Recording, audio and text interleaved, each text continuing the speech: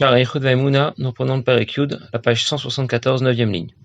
Ou Mikol Makom le Shikach Haozen. L'Admor Zaken a expliqué que les Sphirot et Akadosh Baruch Hu ne font qu'un, fusionnent ensemble. Et pour qu'on le comprenne, il a rapporté l'exemple du soleil et de ses rayons, qui sont appelés dans notre Perek le luminaire et sa lumière, pour nous dire que les Sphirot sont Beyir ou dans fusion totale avec Akadosh Baruch Hu. Les Sphirot ne sont pas Betelot, Batel, effacés devant Akadosh Baruch Hu, comme la création s'efface devant Dieu. Les Sphirot fusionnent avec Akadosh Baruch Hu comme la lumière qui fusionne avec le luminaire. Tous les attributs de Dieu, sa volonté, sa sagesse, sa connaissance, sa bonté, etc., n'ont de sens que par rapport à nous, pas par rapport à Dieu. On ne rapporte à Dieu dans l'absolu aucune volonté, aucune sagesse, aucune bonté, parce qu'il est complètement au-delà de ses valeurs, de ses notions. Ces attributs ont fusionné avec Dieu et on ne les distingue plus, comme on ne distingue pas la lumière de son luminaire. Sauf après le Tzimtzum.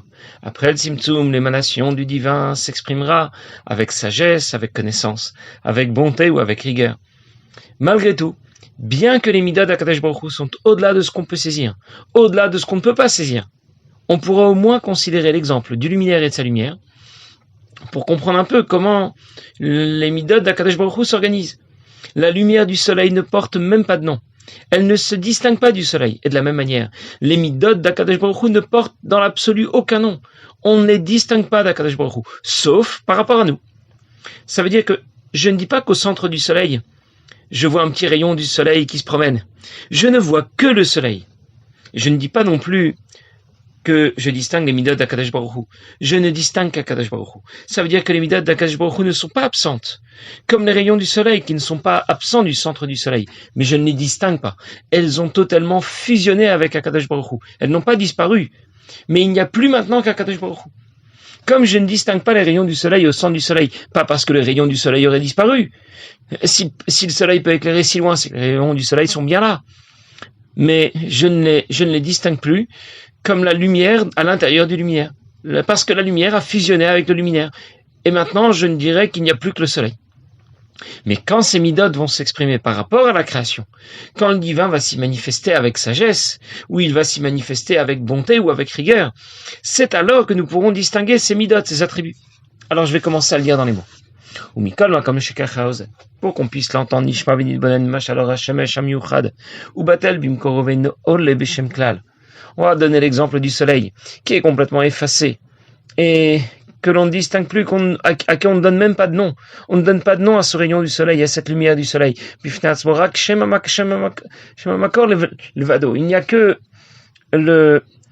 n'y a que là-bas, Amakor Levado, il n'y a que l'origine, le soleil lui-même. Car kol midot avshel HaKadosh Baruch Hu. De la même façon, les midot d'Akadosh Baruch Hu.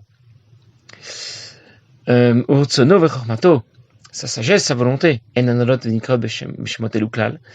leur donne de nom, on ne leur donne ces étiquettes, la sagesse, la volonté, la bonté, la rigueur, et l'algaban ivrei melionim et tartonim. Seulement dans leur intervention, dans leur rapport avec la création, avec l'ensemble des mondes de la création, du plus haut au plus bas. Lorsqu'Akadosh Baruch Hu va permettre à la création d'exister, à ces mondes supérieurs, inférieurs d'exister, et il les dirige, il va les gérer, c'est le résultat de l'intervention, de sa volonté, de sa sagesse, de sa compréhension, de sa connaissance, qui vont se manifester à travers ces midot, la bonté, la rigueur, ou la composition des deux tiferet et les autres midot. Qu'il est à Midrash, comme dit le Midrash, Basara Dvarim Nivra Olam, le monde a été créé par 10 paroles. Alors, pas 10 paroles, il ne faut pas dire 10 paroles ici, par 10 éléments. Chochma Bidhuna Vedat. Il s'agit de la sagesse, de la connaissance, de la compréhension de la connaissance, d'Irtiv, comme le Pasuk dit, Hashem Bechorma Yasad Eretz. Dieu a établi le monde avec sagesse. En première lecture, on comprend que Dieu a été très intelligent lorsqu'il a mis au point le projet du monde. Konen Shamaim Bidhuna. Il a établi le ciel avec intelligence, avec compréhension. Bedatot, Motivkaou, par sa connaissance, les abîmes se sont réalisés. Kma'amar Eliyahu, comme dit Eliyahu Navi dans Patach Eliyahu, d'Apikatasa Tikunin. De toi émane 10 Tikunin. Je vais le traduire, mais encore une fois, il va falloir expliquer. Disons 10 vêtements précieux. Vekarinan Leon Eser Sphirad, on les appelle les 10 sphirotes. La Nagabon Mitzmin de Gayan Valmin des Gayan, qui va permettre de gérer les mondes cachés, les mondes révélés de la création. Ou Vonit Kesiat, et ces sphirotes vont te cacher. Je terminé de lire et je vais expliquer. Les midot, les attributs de Dieu, n'interagissent pas avec le divin, seulement avec la création. Et l'Admor Zaken a rapporté le Midrash. Le Midrash qui établit la relation directe entre l'expression de ces midot et le processus de la création. Chacune des midot intervient dans le processus de la création qui a duré 6 jours. Alors je vais d'abord apporter une petite précision. Je peux considérer un homme pour ce qu'il est lui-même. Je peux le considérer pour ses qualités, ses attributs. Et je peux encore le considérer dans l'expression de ses qualités. Je vais commencer à parler de bonté ou de rigueur dans la relation d'un homme avec les autres. Ça veut dire que ces midot, sa bonté ou sa rigueur par exemple, sont bien présentes à l'intérieur de son système, mais elles s'orientent déjà vers l'extérieur. Et pour l'instant, je n'ai pas encore exprimé cette bonté ou cette rigueur. C'est à l'étape suivante, celle de l'expression concrète de cette rigueur, de cette bonté, que cette bonté, cette rigueur va s'exprimer concrètement. Lorsque quelqu'un va dire à quelqu'un d'autre quelques mots pour le réconforter, lorsqu'il va sortir son portefeuille pour sortir un billet et l'aider concrètement. Ça veut dire qu'on distingue pour un homme les midot elles-mêmes et l'expression de ces midot. Les midot elles-mêmes sont à l'intérieur de lui mais s'orientent déjà vers l'extérieur, et l'expression de ces midot sont déjà directement versées vers l'extérieur. Eh bien, nous distinguerons de la même manière pour Akadosh Baruch Hu. D'une part, ces midot elles-mêmes, Chesed, Gvura, Tiferet, sa bonté et sa rigueur, la composition des deux.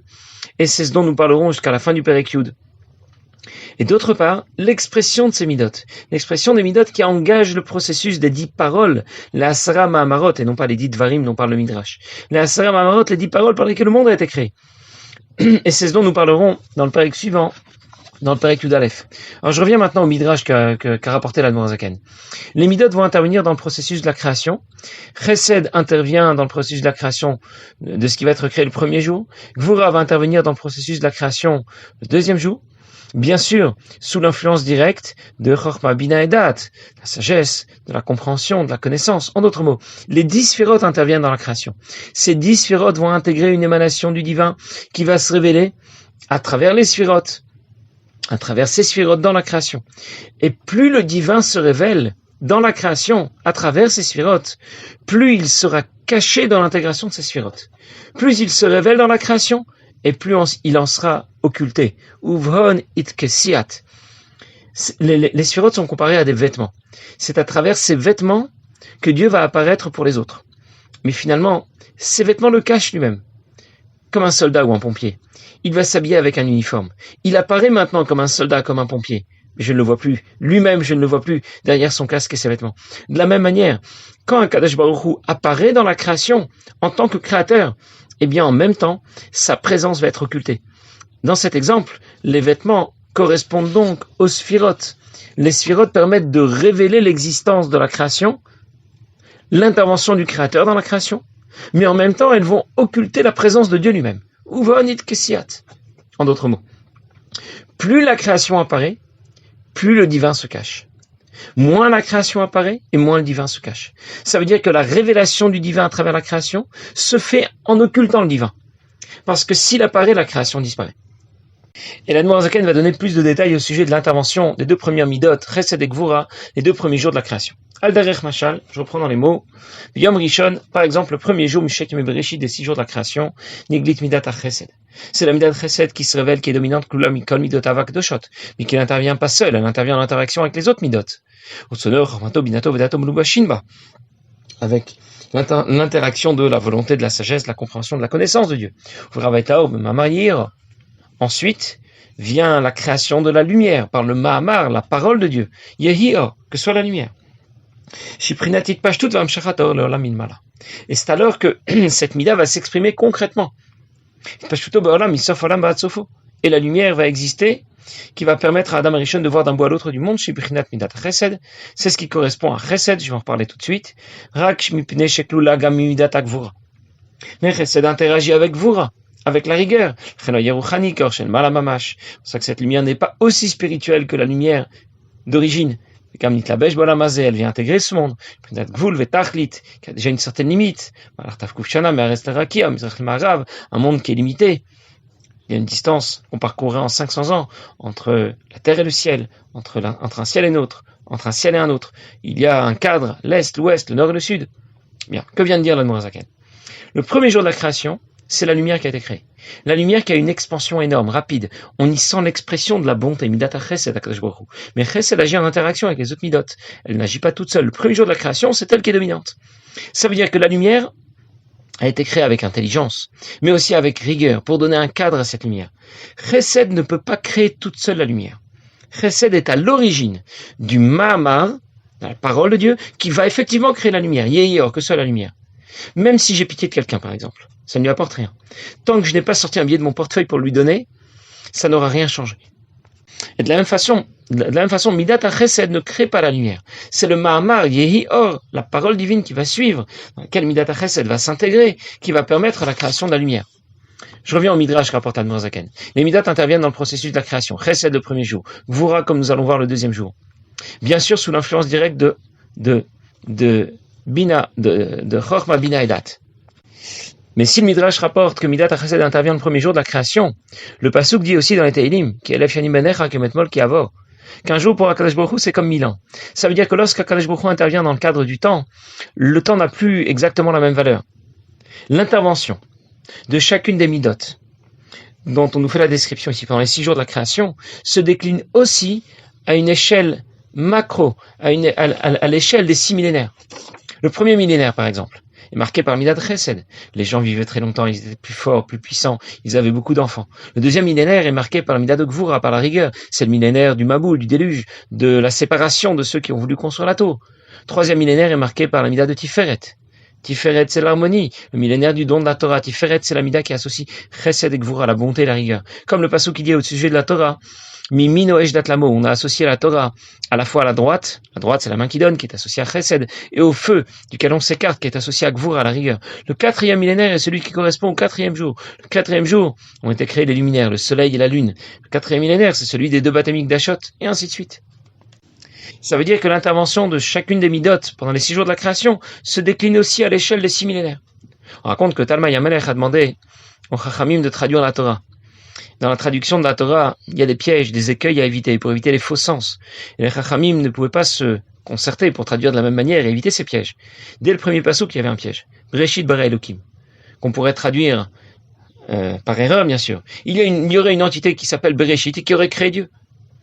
Par Ruach HaKodesh, par inspiration divine, ils ont tous écrit Elokim bara Bereshit. Dieu a créé au début le ciel et la terre. Ils ont tous modifié la traduction de cette manière, sans avoir pu se concerter. Ils ont été bien inspirés par HaKadosh Baruch Hu, par Ruach HaKodesh, parce qu'ils savaient que sinon ils allaient avoir de gros problèmes, ils allaient devoir s'expliquer. Ça veut dire que pour Talmai Amelech, pour un non-juif, la Torah commence par un Aleph. Elokim bara Bereshit. Dieu a créé au commencement. Pour nous, pour les juifs, la Torah commence par un Bet. Bereshit bara Elokim. Qu'est-ce que ça veut dire? Pour nous, il y a un Aleph avant le Bet. Dieu se manifeste dans la création, Bereshit. Mais il y a un Aleph d'abord. Il y a une étape qui précède la création. Pour un non-juif, il n'y a rien avant la création. Le monde est là, c'est tout. Il n'y a rien avant, pas de divin qui précède la création. Il n'y a rien avant le Aleph. Admor HaZaken va maintenant nous parler du deuxième jour. Le deuxième jour, c'est Midat Gvura qui se révèle. Qui vient inclure les autres Midot, qui agit en interaction avec les autres Midot, sa volonté et les autres. Il a créé ce jour-là le firmament, lorsque, avec le Mahamar, l'une des paroles de Dieu qui dit qu'il y a un espace entre les eaux, d'en haut et d'en bas, il y a un espace dans lequel le monde va prendre sa place. Cet espace, cette séparation correspond au Tzimtzum, au Gvurot, la Lim Maïm, Ailyonim, Aruchanim, Imayim, Tartonim. Il va aboutir à la séparation de l'eau qui va rester spirituelle en haut et qui va se matérialiser en bas. Et des Enidgash, moi, Tartonim, et pas de la Maïlyonim, se sont matérialisées lorsqu'elles ont été séparées des eaux qui se trouvent en haut. La Midat Chesed clou là-bas, la Midat de Chesed il est associé à Midat Gvura qui est Olam Chesed Ibané, parce que la rigueur, c'est toujours aussi l'expression d'une certaine bonté. Je vais y revenir tout de suite. Sha'akol kedesh tera yebash avadam la avod Hashem. Tout cela pour que l'homme puisse exister dans un monde dans lequel il va pouvoir servir Dieu, V'chen kulan, et ainsi de suite pour les autres Midot. Bien. Admor HaZaken vient de nous dire que la Midat de Gvura est intervenue le deuxième jour et elle va occulter davantage le divin. Elle aussi intervient en interaction avec les autres Midot. On comprend simplement le fait que la rigueur peut être une forme de bonté Et c'est le jour où Dieu a créé le firmament, Yiraka b'toch hamayim, qu'il y a un espace intérieur de l'eau. Il n'y avait que de l'eau, dans lequel il va créer un espace qui va séparer les eaux d'en haut, qui vont rester spirituelles, les eaux d'en bas, qui vont devenir matérielles. C'est l'objet du Midat Hakvura. Je vais juste préciser que l'eau et la lumière dont nous parlons, qui sont présentes le premier jour, ne correspondent pas à l'eau et la lumière que nous connaissons. La lumière que nous connaissons, c'est celle qui émane du soleil, celle qui a été créée le 4e jour. Nitlu Ameorot. La lumière qui a été créée le premier jour est une lumière spirituelle. Dieu l'a mis de côté, il l'a caché pour les tzadikim, l'a-t-il lavo pour plus tard, ou l'a-t-il caché dans la Torah, plus précisément dans la partie profonde de la Torah, dans la Chassidut. C'est cette lumière dont parle la Gemara dans Masechet Chagiga, lorsqu'elle dit que, lorsque la Gemara raconte qu'Adam Rishon, le premier homme, pouvait voir grâce à cette lumière, mis sof olam ba'at sofo, d'un bout à l'autre du monde. L'eau aussi qui était présente le premier jour, était une eau spirituelle. Il n'y a pas de mer ni d'océan au départ. Mais lorsque le deuxième jour, Dieu sépare les eaux d'en haut et les eaux d'en bas, celles d'en bas vont devenir matérielles, comme Rachid rapporte, et on sent ici l'intervention de Midat Hakvura, qui arrête, qui sépare. Et elle intervient en interaction avec Midat HaChesed, puisque dans cet espace créé, le monde va prendre sa place. L'homme pourrait être créé, y évoluer et servir Dieu. L'Admor Zaken va maintenant conclure le Pérec. Ça qu'a dit Eliaou dans les Tikkunim, Tikkuné Zohar. Les Arza Itna Egalma Betzedek ou Mishpat. Les sirotes vont permettre de te révéler, comment tu gères, comment tu assures la gestion de la création, avec justice, avec rigueur. Tzedek et Udin. Tzedek, ça évoque la rigueur. Mishpat et Urachame. La justice ici correspond à la miséricorde. Kula Lazet également. Tout cela vient te faire apparaître dans ta gestion de la création. Aval, lavdit dar tzedek et Udin. Mais, quand on parle de ta rigueur, ça n'a rien à voir avec la rigueur que nous connaissons. Et lorsqu'on parle de ta miséricorde, ça n'a rien à voir avec la miséricorde que l'on connaît. Velav mikol inun midot klal. Toutes ces midot n'ont rien à voir avec les valeurs que nous connaissons. Ça veut dire que la description du schéma des sphirotes nous donne davantage d'informations, mais en même temps, ces informations qui en même temps nous permettent d'en savoir un peu plus sur le divin, vont aussi occulter le divin. Chaque sphira nous est décrite d'une certaine manière. Elles interviennent en direction de la création, mais elles sont en même temps complètement décalées par rapport à notre système, par rapport à nos valeurs. La justice de Dieu n'a rien à voir avec la nôtre. La miséricorde de Dieu n'a rien à voir avec la nôtre. Mais on nous explique tout de même comment Dieu va gérer la création, de quelle façon il intervient dans la création. On nous parle de ses attributs qui interviennent dans la création, dans la gestion de la création. On nous explique que Chesed, c'est donner sans compte, et Gvura, c'est arrêter de donner. Tiferet, c'est la composition des deux. Mais ces informations n'ont rien à voir avec ce que sont les sphirotes, avec les attributs de Dieu, en réalité. Toutes ces informations que nous donne l'Admor Zaken sont les informations auxquelles nous allons devoir réfléchir, auxquelles on va devoir méditer. On raconte qu'un chassid de Rabbi Maharash, qui était un juif simple, qui avait très peu de connaissances, a été reçu une première fois par le Rabbi Maharash, il s'appelait le Pessar de la ville d'Omil, il était reçu par le Rabbi Maharash. C'était un commerçant, il se déplaçait beaucoup. Le Rabbi Maharash lui a dit, Shema, ça veut dire, Seumarom enechem, levez vos yeux vers le ciel. Et Shema, c'est Israël. Alors, notre chassid n'a pas vraiment compris ce que lui a dit Rabbi Maharash, un des vieux chassidim qui était là, Mordechai, qui l'avait accompagné dans son voyage. Il a expliqué ce que ça voulait dire, Seumarom enechem. Ça veut dire que nos yeux doivent être dirigés vers les hauteurs, vers le haut. On doit s'intéresser à l'unité de Dieu, Ardut Hashem, comme elle est développée ici dans Shar Yichud Va'emuna. Ce sont des idées auxquelles nous allons devoir réfléchir. Ce même chassid, il a réfléchi tout au long de sa vie, mais ça l'a en même temps motivé à étudier davantage dans l'Écoute Torah, à étudier davantage le Tanya qui en parle. Et on nous engage à y méditer nous aussi, tous les jours, chaque fois qu'on va lire Kriyat Shema. Qu'est-ce que c'est Shema Yisrael Seumarom enechem. Ça veut dire, il y a un c'est aussi rapporté dans le Shulchan Aruch, je pense. En tout cas, c'est dans Masechet Brachot. Sumchus dit, Kol hamarich be'echad, tout celui qui allonge le echad de Shema Yisrael.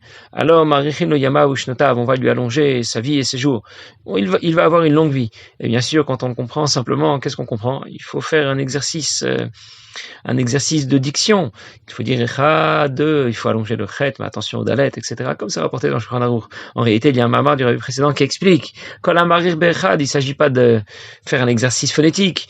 Il s'agit d'allonger notre kavana, d'y réfléchir longuement. Et bien sûr, notre réflexion ne